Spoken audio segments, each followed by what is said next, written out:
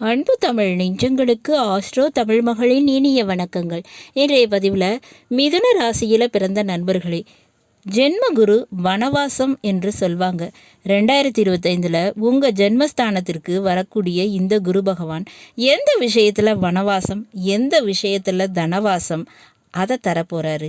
ஏன்னா தங்கத்துக்கும் காரகம், குழந்தை பாக்கியத்திற்கும் காரகம், வாகனங்களுக்கும் காரணம் இந்த குரு பகவான், கல்விக்கு கூட காரகம் இவர் தாங்க.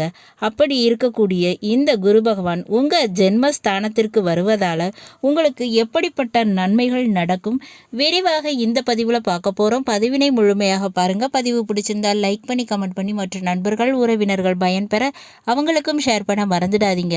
இதுவரை நம்முடைய ஆஸ்ட்ரோ தமிழ் மகள் சேனலை சப்ஸ்கிரைப் பண்ணாத நண்பர்கள் சப்ஸ்கிரைப் பண்ணி கூடவே தெரிகிற பெல் ஐக்கானை கிளிக் பண்ணி ஆல் ஆப்ஷன்ஸும் செலக்ட் பண்ணி வச்சுக்கோங்க. ஏற்கனவே மிதுன ராசியில் பிறந்த நண்பர்களுக்காக சனி பயிற்சி பலன்கள் பதிவு செஞ்சாச்சு. பதிவினை பார்க்காதவங்க கீழே டிஸ்கிரிப்ஷனில் லிங்க் இருக்குது, போய் பார்த்து பயனடைஞ்சுக்கோங்க. சேனலை விசிட் பண்ணியும் நீங்கள் இந்த பதிவினை பார்த்து தெரிஞ்சுக்கிடலாம். மிதுன ராசியில் பிறந்த நண்பர்களே, 2025 மிதுன ராசியில் பிறந்த உங்களுக்கு முதல்ல நடக்கக்கூடிய நல்ல விஷயம் என்னன்னு பார்த்தோம்னா, 12ஆம் வீட்டில் ரிஷப ராசியில் இருந்த குரு பகவான் மே மாதம் 15ஆம் தேதி அதிகாலை 2:30 மணிக்கு பயிற்சியாகி உங்கள் ராசிக்கு வராரு. விரய குருவாக இருந்தவர் அடுத்து ஜென்ம குருவாக வர்றாருங்க. சரிங்க, இந்த குரு பகவான் உங்களுக்கு எப்படிப்பட்டவர் அப்படின்னு பார்த்தோம்னா, மிதுன ராசிக்கு 7ஆம் வீடான தனுசு ராசிக்கும் 10ஆம் வீடான மீன ராசிக்கு அதிபதி. 7க்கும் 10க்கும் உரியவர் உங்கள் ராசியில் அமர்றாரு. அப்போ முதல்ல நடக்கக்கூடிய நன்மை என்னன்னா, வாழ்க்கை துணை கிடைக்குங்க. திருமணம் நிச்சயமாக நடக்கும். தொழில் விஷயத்தில் நன்மைகள் நடக்குங்க. தொழில், திருமணம் இந்த 2 விஷயத்திலும் பச்சை கொடி காட்டப்படுகிறது இந்த 2025 குரு பகவானுடைய திருவருளாலங்க. நிச்சயமா இந்த 2 விஷயங்கள்ல நன்மைகள் நடக்க போகுது, தாராளமாக எதிர்பார்க்கலாம். மேலும் குழந்தை பாக்கியம், புத்திரக்காரகன் குரு பகவான்க, அவர் உங்கள் ராசியில் அமர்றாரு. அப்போ குழந்தை பாக்கியம் நிச்சயமாக கிடைக்கும். அதில் எந்த விதமான மாற்றமும் இல்லைங்க. குரு பகவான் அக்டோபர் 19 வக்ரமடைகிறாருங்க. அப்போ கடகராசிக்கு போயிடுவார். மீண்டும் நவம்பர் 19 வக்ர நிவர்த்தி அடைந்து மிதுன ராசிக்கு வந்துடுவார். அப்போ இந்த இடைப்பட்ட ஒரு மாத காலம் கடகராசிக்கு போய் வர போகிறாரு. அதனால் உங்களுக்கு இந்த நாட்களில் திடீர் பணவரவு கிடைக்குங்க. அதுக்கு முன்னாடி நீங்கள் அதுக்குரிய வேலையை பார்க்கணும். முயற்சி, உழைப்பு இதை போட்டுருங்க.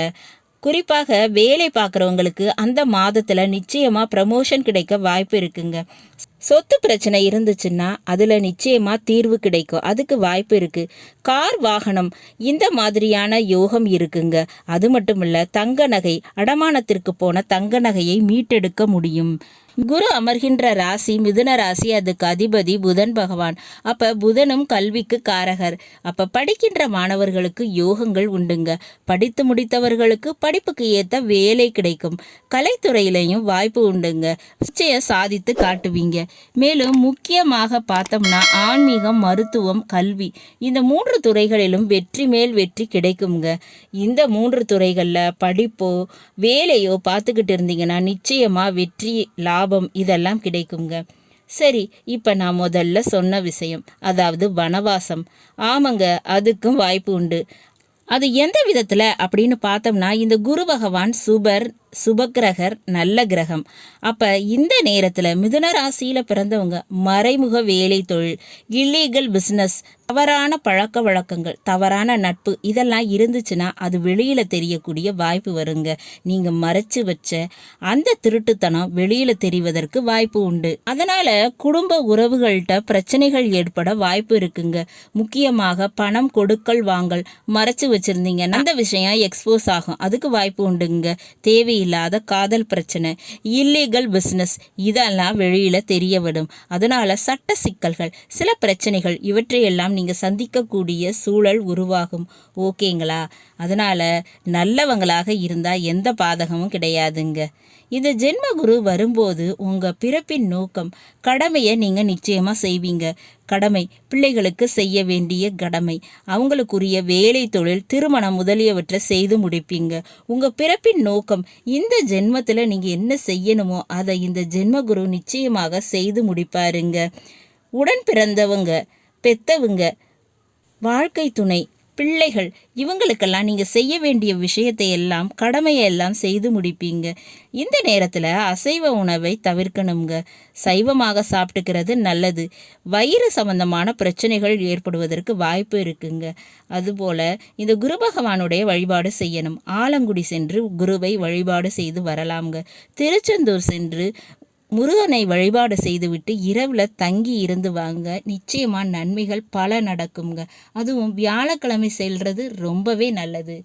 நல்லது நண்பர்களே, இன்றைய பதிவு உங்களுக்கு பிடிச்சிருக்கும் நினைக்கிறேன். பிடிச்சிருந்தா லைக் பண்ணி, கமெண்ட் பண்ணி, மற்ற நண்பர்கள், உறவினர்கள் பயன்பெற அவங்களுக்கும் ஷேர் பண்ண மறந்துடாதீங்க. இதுவரை நம்முடைய ஆஸ்ட்ரோ தமிழ் மகள் சேனலை சப்ஸ்கிரைப் பண்ணாத நண்பர்கள் சப்ஸ்கிரைப் பண்ணி, கூடவே தெரிகிற பெல்லைக்கான கிளிக் பண்ணி ஆல் ஆப்ஷன்ஸும் செலக்ட் பண்ணி வச்சுக்கோங்க. மீண்டும் நல்லதொரு வாய்ப்பினில் உங்கள் அனைவரையும் சந்திக்கிறேன். அதுவரை ஆஸ்ட்ரோ தமிழ் மகளின் அன்பு கலந்த வணக்கங்கள். நன்றி.